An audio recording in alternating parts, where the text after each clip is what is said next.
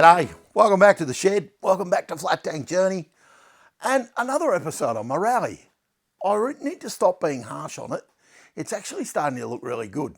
I'd like to turn you around and show you where I'm up to, but I think you better wait and see things in order. First thing, shout out to all the people who've subscribed to the channel. I didn't know it was going to mean so much to me, but in the last, 2 or 3 weeks, 20 or 30 people have subscribed. And it's actually chuffed me a bit. I'm a bit pleased. I'd love for more people to subscribe, I suppose, if I'm honest. So if you watch regularly and you want to, hit the subscribe button. Makes me feel good. This week's video, I got a gear change lever off the UK Rally Club. Simon, who's been helping me over there, has been really kind and he sent me a lever. I did pay for it. Actually paid well for it, I thought at the time. Now when I look at it on the bike, I think, yep, it was worth it. He sold me some smalls that go on the gearbox. I'm going to call it a locating plate with the change tab on it and a backing plate and a spring. You'll see in the video what they are, and he sold me those too, and that was very kind. I don't think I'd have got the thing together without it. I just couldn't visualise it in my own mind. At the start of the video, I don't have the pictures of how everything goes together, so I'm on a wing and a prayer. Halfway through the video, when I've changed t-shirt, you'll see, and I'll repeat myself, I've actually got pictures of how it all goes together and how it works. I was pretty close to what it should be. Anyway, enjoy it, have a look at it. A guy from the Raleigh Club in the UK hooked me up with these parts. These Sturmy Archer gear levers, hand change levers, are reproductions. I think they're made in Turkey. I actually stumbled across, I think, the guy who makes them, selling them as well. They're horrendously expensive. Or that's what I thought anyway. But it is what it is. It's the right lever and it looks right. Then, I'll pop those parts down. Simon sold me this, which is the piece that goes on to there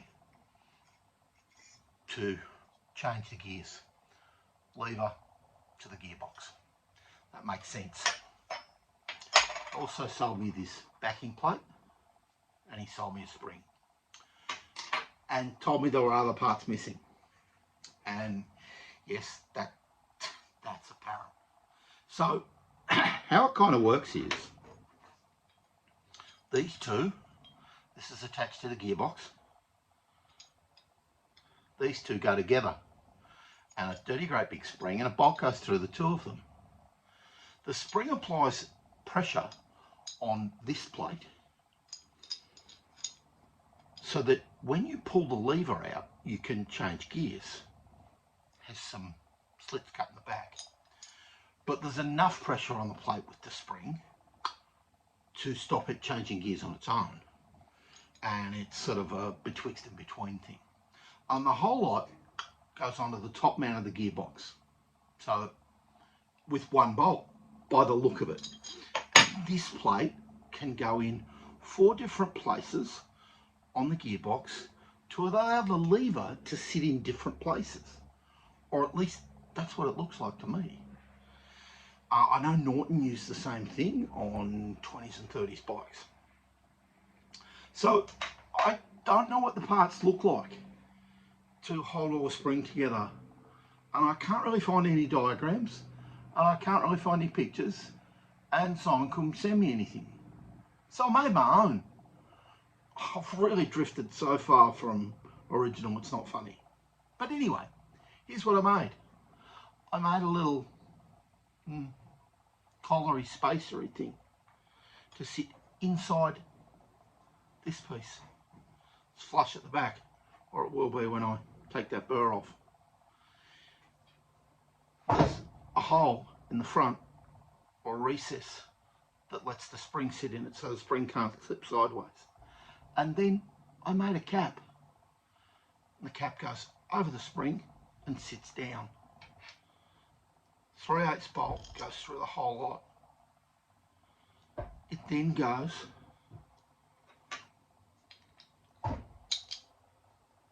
through that piece as well. And basically the spring is holding this piece firm against that piece and that piece firm against the gearbox. Nut goes, whoops, got the fumbles. Desperately trying to show you this because it's kind of fascinating but kind of difficult. And the whole lot goes onto the top mount of the gearbox, and then the gear lever bolts onto there. Now weirdly, the gear lever's got 1/4 inch holes in it, and the backing plate's got 5/16. I've avoided drilling out the holes for just like for days. Just kept thinking I must be wrong. And the price I paid for the lever, I really don't want to cock it up. But these holes in the plate are bigger than these holes. And there's no way this attaches to that unless I made a 5/16 stud with a 1/4 inch threaded top and bolted it on that way. Maybe I could. Don't really know. Seems simpler just to drill a 5/16 hole in here and bolt the whole thing on with a short bolt. Anyway, that's how it fits. Kind of fascinating. I'll put it on the bike and you can have a look. This piece appears to be able to sit in numerous different places to give you different angles of the lever. The holes are not in the middle and they're obviously in a pattern, but they let the lever sit in different places. So I'm going to opt for about there. And that just pushes on to a stud. Then the mechanism that I made, and I've really made this whole lot up. But that doesn't mean it won't work. Now bear with me. This should all just slide in.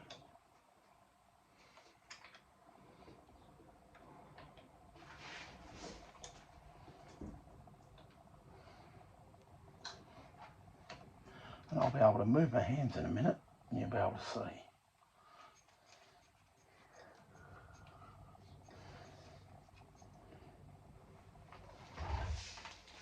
And it goes like that. And then this is pretty loose, but you can change gears. I think that's first. Oops, a little bit of movement. Second and third. And there's a little bit of movement, but I haven't got it very tight. I don't know if there are other parts to it that maybe make it firmer. It certainly could do with a little bit more pressure. And I've actually got a BSF bolt in there because I didn't have a cycle thread one that was long enough. And you can adjust the pressure of the change unit by tightening and loosening the nut. Bloody fascinating. And then the lever, I was thinking of putting somewhere there. Somewhere there. I think the levers actually sit a bit lower. So I could move the backing plate around another hole and the lever would sit lower. Because first would be there. That would be first. And that might be slapping you in the private parts. Don't know. Be alright. It'd clear. Anyway, it's been on my mind since I got the bike. I thought, how in the hell am I going to get a gear lever? And then I found out how hard they were to get, and everything sort of spiraled from there. The other issue is if I leave it there, the adjuster would be way out of whack. So I could really be wrong about where the gear lever sits. In pictures I see the knob about here, but you're right beside the engine. It just feels like a funny place to put it. Anyway, I'm going to experiment a bit, but that's what I've done. So these are made out of aluminium because it was easy to machine and I had a slug of it. 26 mil or an inch or something. And they turned out okay. And in principle, in practice, it works. In theory, it should be fine. I don't know what the real ones look like. They're always dirty and painted black when you see them in pictures. Is it a good result? I don't know. Let me know. Here's the whole thing moved around one place and put through the gear selector rod, if you like. Little sleeve or collar or something. Now I've put a steel washer on the outside, and I'm going to put a steel washer on the back. No, I think I'm just going to put a spring washer on the back. This is a recess. Got to give it a shove.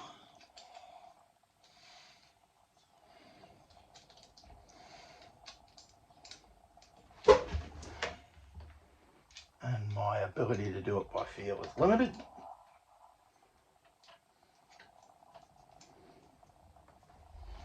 There we go. I think that's probably where it should be. And then I can tighten and loosen that spring relative to where I want it. I haven't got a bolt through there yet, but you can see the shifter mechanism there, and I can tighten that down, and I believe that's in about neutral now. So you can pull up and you can pull down and get it to change. Ages since we've looked at the carburetor, and you might remember it had an ear broken off the lid, and that appears to be all that's wrong with it. It's very moth-eaten. Now, none of us are really sure what this is made of, but some sort of pot metal, meaning anything they could throw in the pot they did. The decision was made by a couple of blokes I really trust not to attempt to weld it, and not to attempt that it wasn't aluminium and it wasn't cast iron. So they used a product called Devcon, I think, Devcon.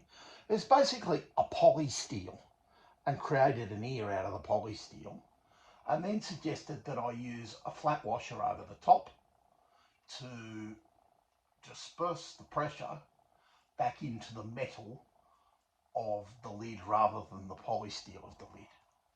Will it hold? No one really knows.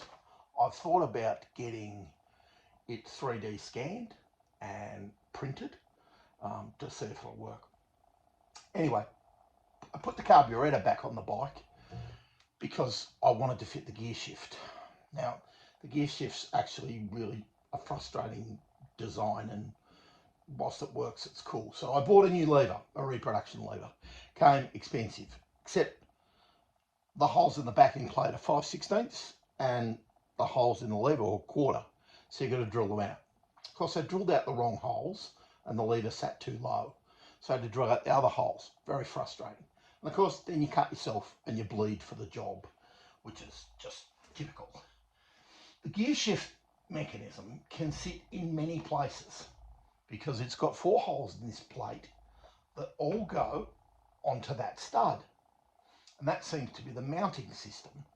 All the 4 holes appear to be in slightly different places, and it gives you a slightly different outcome of where the lever sits, anywhere from sort of here to here. The key is, though, we've got to get this piece to about line up with our gearbox, and that's the challenging bit. We only seem to have about 1 inch of adjustment. At the same time, you've got to get these reference points on the back of the change mechanism to mesh in with the pieces there.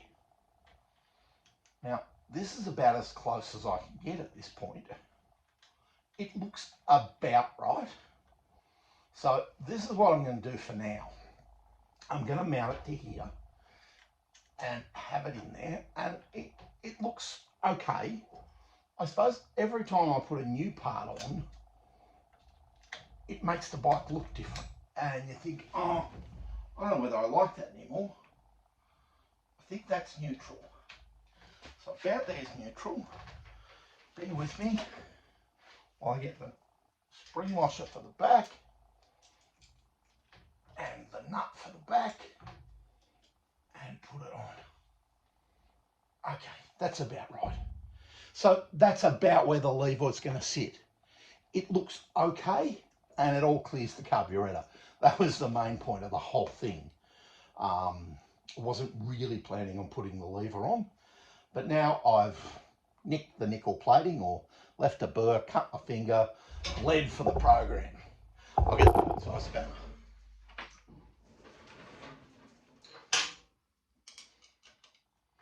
You'll notice in the background I've been renovating the workshop because after a long hot summer I needed some insulation in the walls.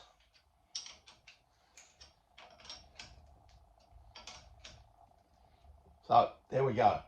That'd be first, that'd be second, and that'd be third. I think first, second, third, something like that. I need to get always tight enough that it all sits in the right place and see if my attempt to construct the backing plate and the mounting bolt actually worked. There's no saying my version of what Simon sent me pictures of, because he did send me pictures, which was really cool, is actually correct, because there's actually a bit of movement in the bolts. That must be first, that's neutral, I think that's second, that's third. Very close together. First, neutral. And it works like that. It kind of looks cool, and it kind of fits in the place where it's meant to fit. And the lever, whilst they're horribly expensive, well, it fits. And it doesn't need any work done to it. It's nice, it's got the Sturmey Archer engraved into it, it looks correct. And the whole thing looks about right. So that's pretty cool. Now I can get back onto, can I get the carburetor fitted up? And can I get a fuel pipe to run the whole 4 inches? Very, very narrow, short run for the fuel pipe. Well, I'm still basking in the glory of my little swap meet purchases. I do love a swap meet. It's a pity there wasn't anything, you know, vintage or veteran in the way of motorcycles. But it was in my own hometown and I drove 5 minutes to go to it and wandered around and chatted to some friends and hung out for a couple of hours and had a good time. So that was the main thing. I hope you've enjoyed the video. Have a close look, Raleigh and Norton people. If I'm wrong with the gear selector and how I've put it together, or it's just not going to work, let me know in the nicest possible way, will you?